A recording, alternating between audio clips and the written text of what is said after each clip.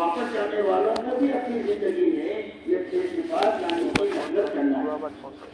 فرق صرف اتنا ہے کہ جماعت میں نکلنے والے یکسوئی کے ساتھ اپنی دنیا سے فارغ ہو کر اس میں لگیں گے، اور واپس جانے والے اپنے گھر کاروبار کو حلال طریقے سے کماتے ہوئے اپنا وقت نکال کر ان صفات کو اپنی زندگی کے لانے کی محنت میں لگیں گے۔ فرق اتنا ہے یکسوئی کا اور اپنے گھر کاروبار کے ساتھ لگنے کا۔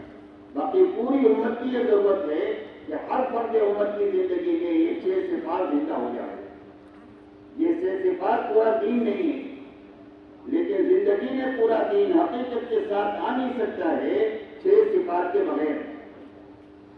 6 صفات زندگیوں میں حقیقت کے ساتھ آئیں گے تو ہر فرد امت میں پورے دین پر چلنے کی طاقت پیدا ہو جائے۔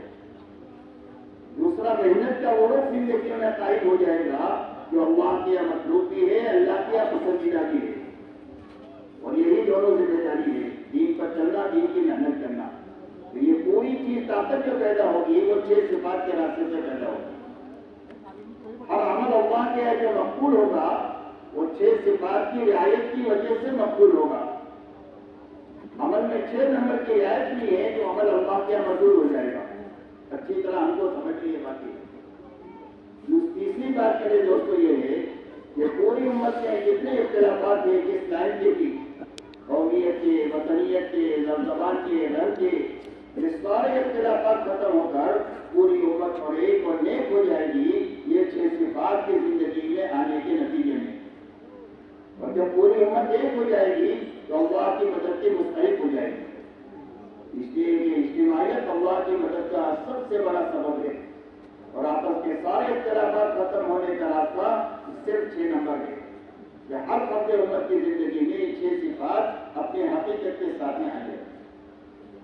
اب ان 6 صفات میں سب سے پہلے اپنے ایمان بنانے کی محنت میں ہم کو لگنا ہے، اور ایمان بنانے کی محنت کے معنی یہ ہے کہ ایمان کا کلمہ بھی ٹھیک ٹھیک یاد کرنا ہے، اور اس کا یقین بھی اپنے دلوں میں بنانا ہے کہ ہماری زندگی کے بننے بگڑنے کا تعلق ملک و مال سے نہیں ہے، ڈگری اور عہدوں سے نہیں ہے، چیزوں اور سامانوں سے نہیں ہے، بلکہ ہماری زندگی کے بننے کی بنیاد صرف ایک اللہ کی ذات ہے۔ اللہ ہی زندگیوں کو بناتے ہیں، اللہ ہی زندگیوں کو اجاڑتے ہیں۔ آج تک جتنوں کی بنی ہے اللہ کے بنانے سے بنی ہے، اور آج تک جتنوں کی اجڑی ہے اللہ کے اجاڑنے سے اجڑی ہے۔ اس میں سب سے پہلے یہ یقین ہمارے دلوں میں رچ کر جائے، اس کی محنت سب سے پہلے ہر ایمان والے کو کرنی ہے۔ اس کے لیے کیا کرنا ہے؟ اس کے لیے اللہ کی بڑائی کو خوب اپنی زبان سے بولنا ہے، اللہ کی قدرت کو بولنا ہے کہ اللہ کی قدرت کتنی بڑی ہے، اللہ کے خزانے لوگوں کو سمجھانا ہے، اور اللہ کے احسانات سمجھانا ہے۔ یہ ساری بدیہی چیزیں ہیں، اتنی بدیہی چیزیں جب سمجھ میں آتی چلی جائے گی تو لوگوں کے دلوں میں اللہ کی محبت پیدا ہو جائے گی، اور جب اللہ کی محبت پیدا ہو جائے گی تو اللہ کی اطاعت زندہ ہو جائے گی۔ اس میں سب سے پہلے یہ یقین اپنے دلوں میں بنانے کے لیے اللہ کی بڑائی کو، قدرت کو، خزانوں کو، احسانات کو خوب بولنا ہے، خوب سننا ہے اپنے کانوں سے، ہر چیز پر نظر جو پڑے، ایمان کی نظر پڑے کہ میرے اللہ نے بنائی ہے، اس لیے کہ بنانا صرف اللہ کا کام ہے۔ دنیا کے سارے انسان مل کر ایک ذرہ نہیں بنا سکتے ہیں، اس لیے کہ بنانا صرف اللہ کا کام ہے۔ تو میرے اللہ نے بنائی ہے، اور اللہ کی مخلوقات پہ غور کرنا، اپنے دماغ کو استعمال کرنا کہ جس میرے اللہ نے اتنے بڑے بڑے آسمان بنائے، اور 7 آسمان بنائے، 7 زمینیں بنائی، دنیا میں 800 کروڑ انسان بنائے، ہر ایک کی شکل الگ ہے، ہر ایک کی آواز الگ ہے، ہر ایک کا مزاج الگ ہے، وہ بنانے والے اللہ کتنے بڑے۔ تو اللہ کی مخلوقات پہ غور کرنا، یہ 4 دروازے ہیں ایمان کے سیکھنے کے لیے۔ زبان سے اللہ کی بڑائی کو بولنا، کانوں سے سننا، آنکھوں سے ایمان کی نگاہ سے دیکھنا، دماغ سے اللہ کی مخلوقات میں غور کرنا۔ جتنا اپنے چاروں دروازوں کو ایمان کے سیکھنے میں لگائیں گے، اتنا دل کا یقین اندر میں بنتا چلا جائے۔ اسی کے ساتھ میں یقین بنانا ہے کہ اللہ کی زندگی کے بنانے کا ایک ہی ضابطہ ہے، اور وہ صرف محمد رسول اللہ ہے۔ کہ اللہ کس کی زندگی بنائیں گے؟ فرمایا جو محمدی بن کر جیے گا اور جو محمدی بن کر مرے گا، اللہ اس کی زندگی کو بنا لے گا۔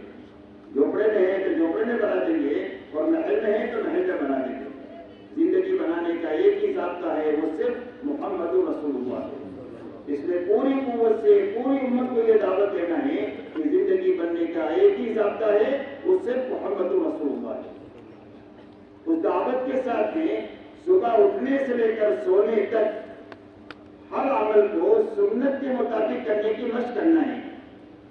उठेंगे बिस्तर से तो सुन्नत के मुताबिक उठेंगे, बैतुल खला जाएंगे तो सुन्नत के मुताबिक जाएंगे, वुजू करेंगे तो सुन्नत के मुताबिक करेंगे, नमाज पढ़ेंगे तो सुन्नत के मुताबिक पढ़ेंगे, नाश्ता करेंगे तो सुन्नत के मुताबिक करेंगे, मस्जिद से निकलेंगे तो सुन्नत के मुताबिक निकलेंगे, मस्जिद में बाहर से मेहनत करके वापस आएंगे तो सुन्नत के मुताबिक दाखिल होंगे।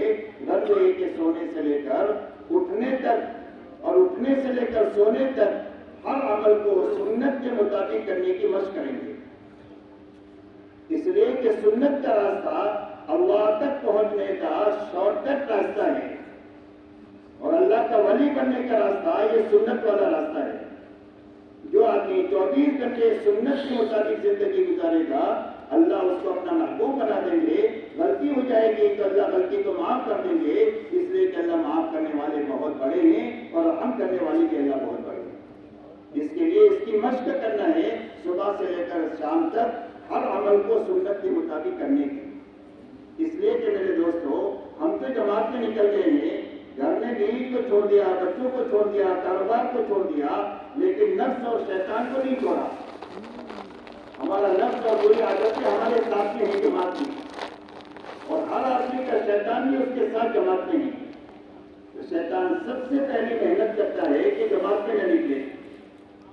जमात में निकल गया तो ये कोशिश करता है कि ये अमल में न लगे, अमल में लग गया तो तीसरी कोशिश ये करता है कि अमल अल्लाह के लिए न करे, और अमल अल्लाह के लिए किया तो आखिर तक ये कोशिश करेगा कि चुगली के रास्ते से, गिबत के रास्ते से, तेरी के रास्ते से इसके अमल को बर्बाद कर दे, ताकि जैसा था ऐसा ही ये वापस आए।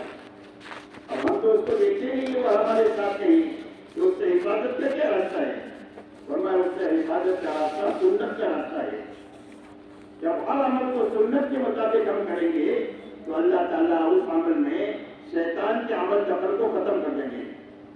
उस अमल में शैतान दखल नहीं दे सकता है जो सुन्नत के मुताबिक किया जाए। हदीस से पाक में आता है कि आदमी ने घर का दरवाजा बिस्मिल्लाह कहकर बंद किया रात को और खाना बिस्मिल्लाह कहकर के खाया, तो शैतान कहता है या खाने की भी गुंजाइश नहीं या कहने की गुंजाइश नहीं। और आदमी ने बगैर बिस्मिल्लाह के खाना खाया, रात को घर का दरवाजा बगैर बिस्मिल्लाह के बंद किया, तो शैतान कहता है अदरक्तुल मबीत व अदरक्तुल गदा, खाना मिल गया इसके साथ खा लो, सोने की जगह मिल गई इसके साथ सो जाओ। और जिस अमल में शैतान का अमल दखल होगा उसमें बरकत खत्म हो जाएगी, ये बरकत इसमें आ जाएगी। तो उससे हिफाजत का रास्ता सुन्नत पर अमल करना है। इसलिए पूरी कुव्वत से इसकी दावत की देना है, अल्लाह से सुन्नत का इत्तिबा मांगना की है और अपने हर अमल में सुन्नत के मुताबिक करने की मशक करनी है। कि भाई याद रहेगी बात, सबसे पहले अपने कलमे पर इस्लाम की मेहनत करना है। दूसरी हमारी जो मेहनत है अपनी नमाज पढ़ाने की मेहनत करना है कि हमारी पांचों नमाजें अल्लाह के ध्यान वाली बने, अल्लाह के यकीन वाली बने। कि काम अल्लाह बनाएंगे और नमाज के रास्ते से बनाएंगे, यकीन हमारी नमाज में पैदा हो जाए। हमारी जिंदगी के हर छोटे बड़े मसले में हमारी निगाह अल्लाह पर जानी चाहिए और नमाज पर जानी चाहिए कि नमाज पढ़कर हम अपने अल्लाह से कहेंगे और अल्लाह हमारे कामों को बढ़ा दे। नमाज के अंदर में इल्म आ जाए, सुन्नतों का इल्म, मसाइल का इल्म, ताकि जहालत के साथ नमाज न हो, इल्म के साथ हो। नमाज में अल्लाह का ध्यान पैदा हो जाए कि जब नमाज में हम खड़े हो जाए तो हमें ये ध्यान रहे कि अल्लाह मुझे देख रहे हैं और मैं अल्लाह को देख रहा हूँ। और अगर ये बात न पैदा हो तो इतनी तो पैदा हो जाए कि अल्लाह को मुझे देख ही रहेगी। और हर नमाज को अल्लाह को राजी करने की नीयत से पढ़ना आ जाए। इसकी मशक करना है अल्लाह के रास्ते में। अल्लाह के रास्ते में निकल कर जिसकी नमाज बन गई उसकी जिंदगी बन गई। पूरी जिंदगी के सही बनाने का रास्ता नमाज का बनना है। अल्लाह वाले को फरमाते हैं नमाज की मिसाल जिंदगी में ऐसा है जैसे घर में रोशनदान और खिड़की होती है। घर का धुआं यहीं से बाहर जाएगा और ताजा हवा घर में यहीं से आएगी। ऐसा ही सारे रसायन जिंदगी में जो निकलेंगे वो नमाज के रास्ते से निकलेंगे और सारी अच्छाई और खुबियां जिंदगी में जो आएगी वो नमाज के रास्ते से आएगी। इसलिए अपनी नमाज पर मेहनत करके ये 5 चीजें नमाज में लाना है। एक यकीन लाना है, एक शौक लाना है, एक इल्म लाना है, ایک اللہ والا دھیان لانا ہے اور اللہ کو راضی کرنے والی اخلاص والی نیت لانا ہے.